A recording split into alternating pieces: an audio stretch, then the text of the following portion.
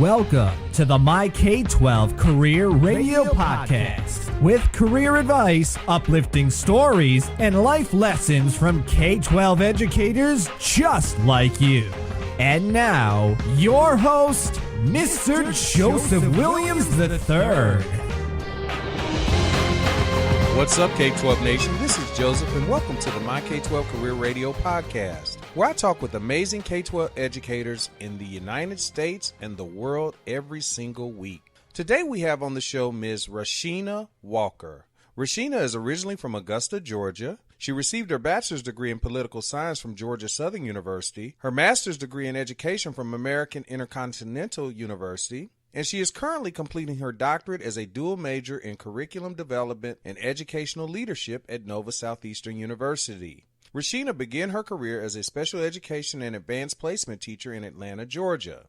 She chose K-12 education because she enjoys working with young adults and encouraging them to strive towards having a successful future. She currently works as a teacher and curriculum specialist in Abu Dhabi, which is overseas in the United Arab Emirates, or the UAE as it is commonly called. Rashenah also contracts as a reader for A.P. Human Geography, and she was a finalist for the Global Educator's Best Use of ICT and E-Learning Award. Rashenah has been a professional development presenter at numerous events, including TESOL Arabia in Abu Dhabi, and will be presenting at the TESOL Regional Conference in Singapore, which is near China. Her proudest moments as an educator came when she received recognition for her grade 12 students having the highest standardized test scores for English in the entire city of Al Ain for 3 years consecutively. I'm really excited about this interview because Rashenah has a lot of good positive things to share with us about what it's like to teach abroad in a different country. So let's go right to the interview and hear what Rashenah has to share with K-12 Nation.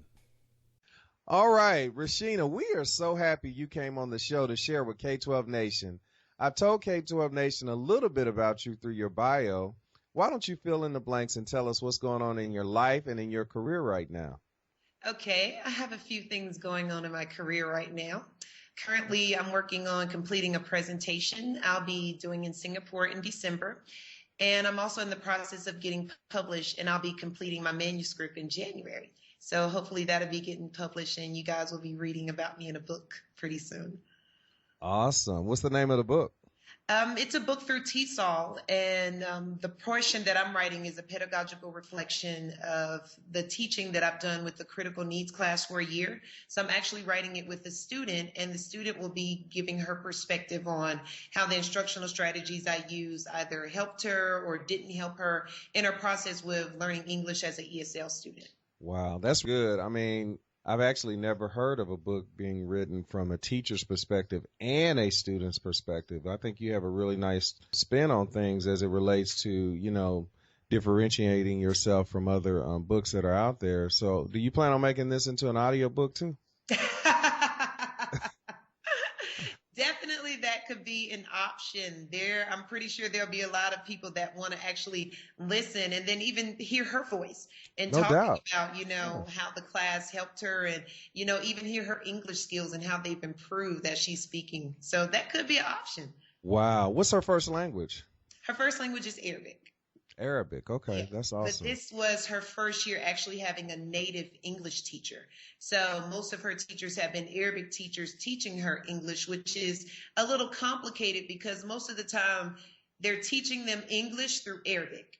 So Right. it was a little difficult for her because she had to get used to my accent and, how I spoke. And, it helped her because her accent is actually improved and the way she pronounces words by having a native speaker. So it was definitely, even with me reading her portion of the book, I was surprised because it was like, wow, I never thought about the things that I do as a teacher, even considered, the difference that they make in a student's life. Rashenah, you are way over in Dubai and in the UAE, and you're probably, 9, 10, 11 hours ahead of us in terms of the time difference. Mm-hmm. And you just mentioned that you're going to Singapore. Are you right in the middle of things over there in the Middle East where you can just go to all these different places?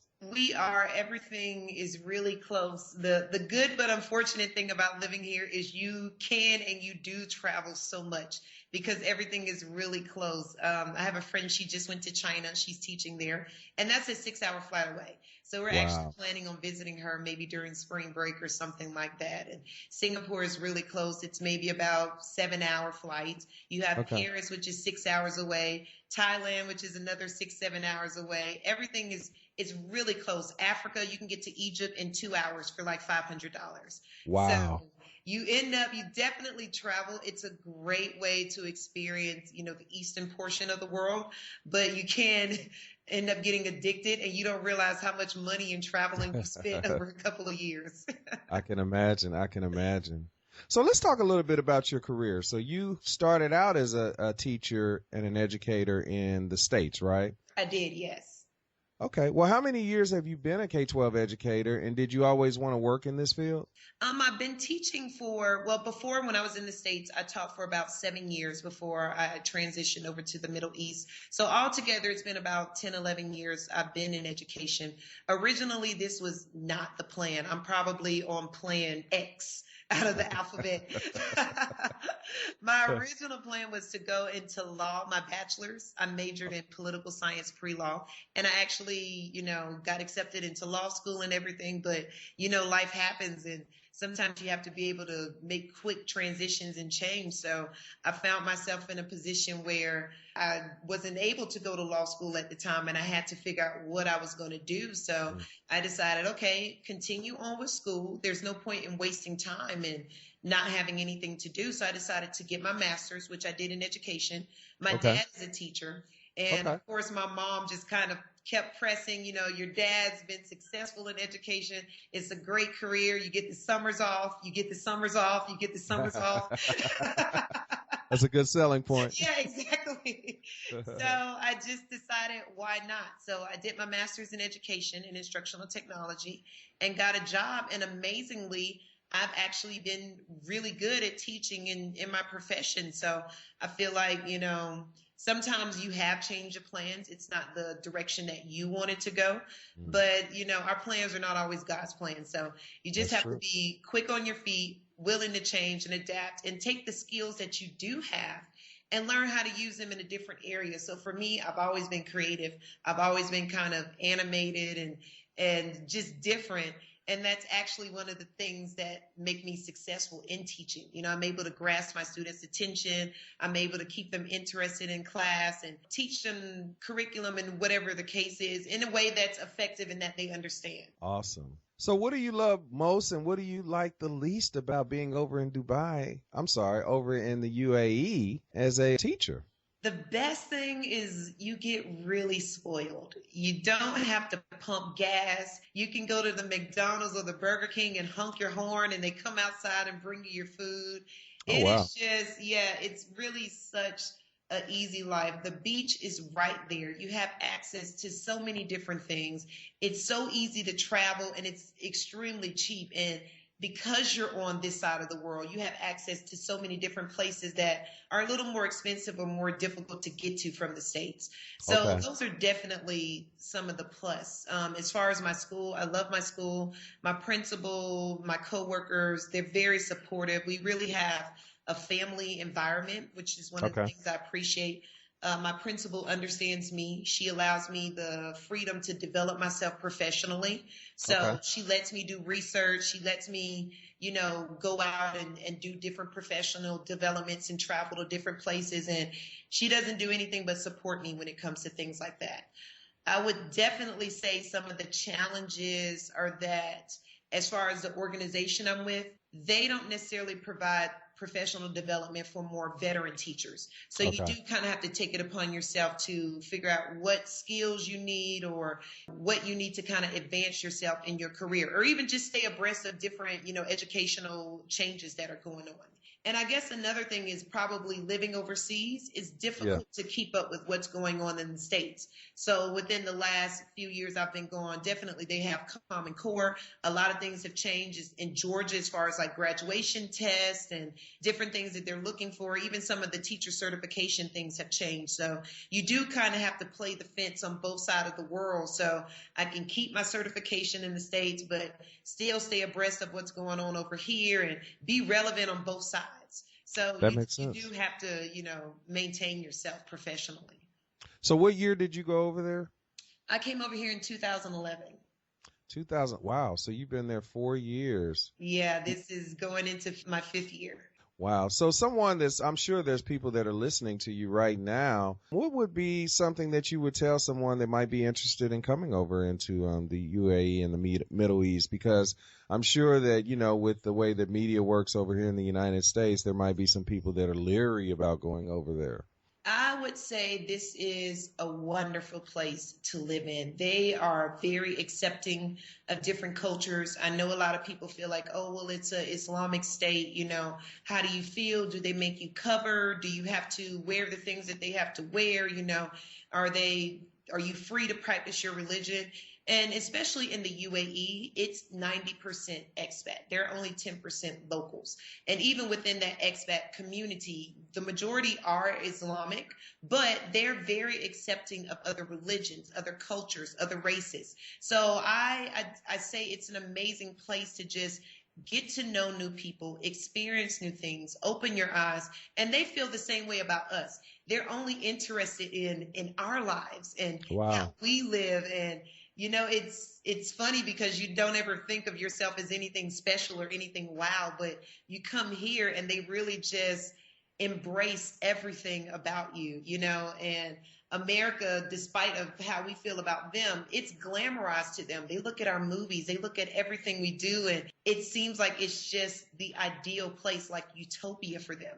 So it's really nice to see both sides of the fence. And I would only welcome people to come here and at least visit, because the architecture, the things that are here, the natural beauty, the deserts, it's just spellbinding.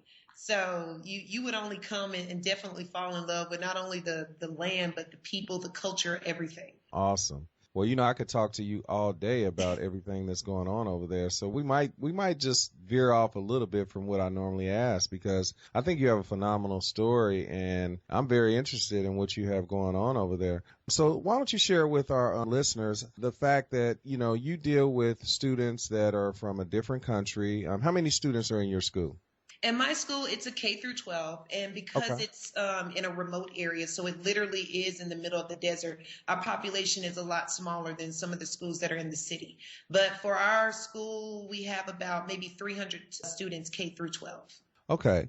So I believe that after parents, K-12 educators have the greatest impact on our youth. Can you share with our listeners about a student whose life over there you've impacted for the better? Probably the student that I'm writing the book with, Lean. With talking to her, most people feel like they've made a change in some of the low students. Maybe they came in, they couldn't read, their writing skills weren't that good, and you do invest a lot of time in those students in trying to improve their skills and their abilities. But I feel like that's our normal job as teachers. But what makes Lean special to me is the fact that she really is gifted. She really is high, not only in her English abilities, but just in her abilities, period, her cognitive abilities, her critical thinking skills. And for her, one of the things that she wrote and mentioned was the fact that I continue to push her. And she mentioned that a lot of her other teachers, they say, oh, well, you're smart. You're fine. You don't need anything else. Just go ahead and do your work and that's it. But for me, that wasn't enough. I kept pushing her to go to the next level and the next level and the next level. Okay, fine. You're just as smart as any other girls in the other class, but that doesn't mean you're the best. You can always improve and you can always be better. So not just coming from myself, but some of the things that she's told me within her writings is the fact that I continue to push her to go to the next level and to strive and continue to achieve. And I feel like that's been a great impact, because you do always have the lower students and you do see the improvement, but it's almost, even better to see the top students go even higher. Right. And I think that's something in the United States that we always focus on those students that need that extra support. But I don't think sometimes I think our students that do have that gift of being smart and know how to excel, they kind of get lost in the shuffle a little bit, Exactly. Yeah. So yeah, that's really good. And once again, I definitely think you should do that audiobook. That would be awesome. I mean, really, I really do. I mean, I've never even heard of that. I was just sitting here trying to think about, have I ever read a book that was written by a teacher or an educator, but then had the perspective of a student, the voice of a student, not even necessarily the perspective, the voice of a student. I think you're really onto something there. Well, hopefully, everyone out there will be curious too, and they'll buy the book. No doubt, no doubt, no doubt. I'll definitely publicize it here. Rashenah, has being on LinkedIn helped you network and helped your K-12 career? It has definitely helped. When I initially got on LinkedIn, I thought it was a spinoff from Facebook. So Okay. I wasn't too keen to friend people I didn't know or publicize myself or put a lot of personal information up. But then, especially being in the Middle East, I've met a lot of people professionally who've said that they've gotten 90% of their businesses and 90% of their contacts through LinkedIn. So they've Right. only encouraged me to use it. So with that, I said, okay, well, let me take some time and really kind of put my CV up, put some of the things up that I've done. And since I've done that, it has just taken off. I've included videos, presentations that I've done, copies of things that I've done. My CV, I try to be as detailed as possible. And with that, you really do have a lot of people that look at you and watch you. And it's a great way for people to pre-screen you before you even come in for an interview or before they even consider you, because they can already see what you're doing on your LinkedIn. So I actually think it's a great resource for anyone to use. And it doesn't just have people in the States, but this is people all over the world that are able to view you, versus a lot of other resources, you're limited. So a lot of people aren't able to look at you, but LinkedIn, it gives you just a plethora of resources. That's true. And didn't we meet on LinkedIn? We did, actually. So clearly it works, right? No doubt, no doubt. All right. Rashenah, if you could recommend one book for our K-12 Nation listeners, what would it be and why? I would say a book I actually received at a school in the States when I was doing PD there, and it's called Rigor is Not a Four-Letter Word. And one of the reasons I like this book is because it really kind of breaks down a lot of the buzzwords that people use in education. And as far as rigor is one of the huge buzzwords, like differentiation or, tiered learning or things like this. But it really breaks down that it's not just a buzzword to use, that there is actually, skill and pedagogy that goes with this. And if you use it properly, it does work. Students do improve. You can see a difference. And it breaks down the way to put rigor into practice in your classroom for all different levels, including technology, including high ability, low ability, ESL, AP, whatever the case is. It gives you all of these case studies and how it's been used and why it works. Wow. I've never heard of that book, but I love the title. I'm definitely going to have to check that out. Rigor is not a four-letter word. Yeah. All right. Thank you for sharing that. Rashenah, can you name one daily habit that you believe contributes to your K-12 career success and why? I think my daily habit is pretty simple: prayer. It Oh, wow. takes a That's lot, awesome. especially dealing with kids. It takes a lot, because kids and dealing with other people's kids, you are more accountable for them than the parents are. And we interact with them actually more than the parents do. We have them 8 hours out of the day, from the time they wake up in the morning, almost until evening time, if you're doing after school football, dance team, basketball team, all of these types of things. And I feel like prayer is the only thing that's, one, giving me the patience, because everybody has had that one trying student that you really, you don't know what to do with them, whether it's academically or behavior wise, but you need wisdom and you need guidance to figure out what direction to go with this student, because sometimes the behavior or whatever's going on with them is a cry for help and nobody has caught it. And you can be the one person to make a difference in that child's life. And I think also just as far as continuing my career and developing myself, prayer has definitely given me the avenue and open doors for me to continue on and, increasing my career. Well said. Rashenah, where do you see yourself in your career in 5 years? You've been over in the UAE for 4 years, and 5 years from now, it'll be 2020. Where do you see yourself? 2020. I was just talking to my class about this. They have to do their 5-year plan. Okay. Perfect So segue. I'm doing it with them. I made my vision board and everything. So Excellent.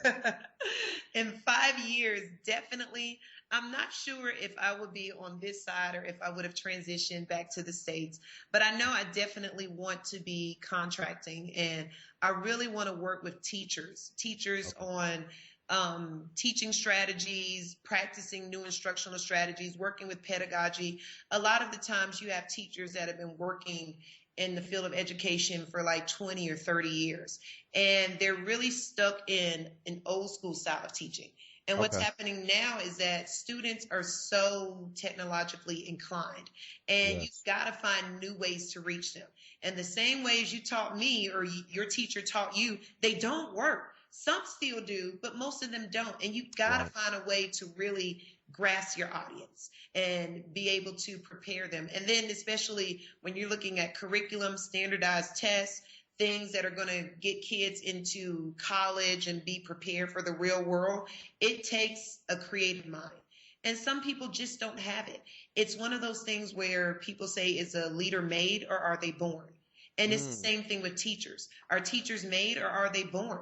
And sometimes they just need a little help to open up that creativity or spark that interest to take them to the next level. So that's one of the things I kind of want to focus on, is specifically working with teachers on training them how to use innovative teaching strategies. Sounds good. Rashenah, if you had to do it all over again, would you still become a K-12 educator? If you had asked me 5 years before, I would say no. But today I would definitely say yes. I don't think, despite deep in my heart of hearts, I've always wanted to be an attorney. I feel like teaching is the job for me. It's great. I get to be as creative as I want to be. My students, it doesn't matter how I'm feeling. They always find a way to change my attitude, because their kids are different. Their view of the world is so different, and they teach me. And I don't think I would be able to have the opportunity, one, to travel the world and be able to go anywhere and have a job, and two, just to learn so much about the future and I already see what's going to happen 20 years from now, because I'm sitting with them today, right now, and I know what the future is. So I don't think I would change it. I would go into teaching. Awesome. Rashenah, my final question for you is a big one. Imagine you are the Secretary of Education for the United States of America. If you had the power to change one thing, what would it be and why? I would definitely say that there needs to be consistency among education. A lot of times the schools, they get funds based on the population size or taxes, things like this, and it creates a great disparity among schools. You have some schools that are top notch. They get all the funding. They have the best students. They have the best teachers. And then you have some, they barely get enough funds to have books or paper or just the basic needs that a school needs. And it's really not fair. When all students are the same, education is free in the States, it should be the same quality across the board. So that would be one of the things I would change, is trying to figure out a way for education to be consistent. Teachers making the same amount of pay. It doesn't have to change based on where you live. It should be able to support you financially, because we work just as hard as any CEO at any company. And CEO actually had a teacher before they were a CEO. So our skills, we need to be accredited for the work that we do every day, because nobody would be anybody without a teacher, point blank, period. So love it. Love it, love it, love it. I mean, you are definitely preaching to the choir. Rashenah, that was an awesome answer, and you're so right. I mean, as a matter of fact, in my outro, I'd say that, we're the greatest profession in the world, and anyone that has achieved in life has been impacted by a teacher. Exactly. So, Rashenah, I want to thank you for coming on the MyK12 Career Radio podcast and sharing with K-12 Nation But before you leave, would you please give K-12 Nation some parting words of guidance? Tell us how we can connect with you, and then we'll say goodbye. My parting words are definitely to keep God first in everything. And definitely, I would say, keep striving, keep pushing. No matter how frustrated you are, no matter how tired you get, you are making a difference. So keep pushing through, teachers. Excellent. And so they can connect with you through LinkedIn? Is that the best way? Definitely on LinkedIn, you can connect. My phone number, my email, any videos, anything that you want to know about me is on my LinkedIn. So Rashenah Walker is the way to get to me. Awesome. And so, like, one more thing, because I'm just so interested in, the whole UAE situation over there in terms of how teachers are going over there. What advice would you give to a teacher that might be working in the United States and might want to consider that as an option? If you want to consider traveling overseas, there are lots of options. I would say as far as the UAE, depending on what you're looking for, you'll definitely get the highest pay and the best quality of living, especially if you have a family. It's an amazing place to live. They're extremely family friendly. Some ways which you can look at jobs is through Seek Teachers, Teach Away, Teach Anywhere, or Footprints. Those are amazing websites. They have not only job offers for the UAE, but anywhere in the world that you may be interested in teaching. But I definitely say try it. Even if you don't ever come to the UAE, go somewhere. Open your eyes, get a new perspective on the world, on people's living situation, how people view education, and just the value of teachers. We are highly respected no matter where we go in the world. Anywhere you go and you tell someone you're a teacher, they just praise you and they thank you for the difference that you make in people's lives. So I definitely say try it, go experience it. You won't regret it. The only thing you'll do is gain. Excellent. Well, Rashenah, we thank you for being a teacher, not only in the United States, but in the Middle East as well. Thank we salute you for all the hard work you're doing, and we know you're going to be a success no matter whether you stay in the UAE for years to come or whether you come back to the great country, the United States of America. So thank you so much for coming on the show. Thank you for having me. Appreciate it. All right. And I want one more thing. I want you to promise us that when you write your book with this young lady, that you'll come back on the show. Definitely. You will be the first to know the day the book is released. And I have Awesome. a personal signed copy. Awesome. And maybe you can even have the young lady come on with you and we can do it. Awesome. You know, she would absolutely love that. So I will definitely keep you posted. Thank you so much. Take care. Thank you. K-12 Nation, thank you for joining us on the MyK12 Career Radio Podcast. Please remember that you are the sum total of the 5 people that you hang around the most. So always surround yourself with like-minded, positive people who are only going to lift you higher. Visit MyK12Career.com for links and show notes to everything we chatted about today, as well as resources that will help you take your K-12 career to the next level. Are you subscribed to the MyK12 Career Radio Podcast? You can subscribe through iTunes and listen every week to what amazing educators are doing in schools across the U.S. and the world. Please tell your friends and coworkers about the MyK12 Career Radio Podcast. Also, if you want to share your story with K-12 Nation, please complete the podcast guest interest form on MyK12Career.com. Have an inspired day, and remember that as K-12 educators, we make all other professions possible. Please never give up on your students, never give up on your staff, or this noble K-12 profession, because you are definitely valued and you are most certainly needed. Until next time, keep the faith.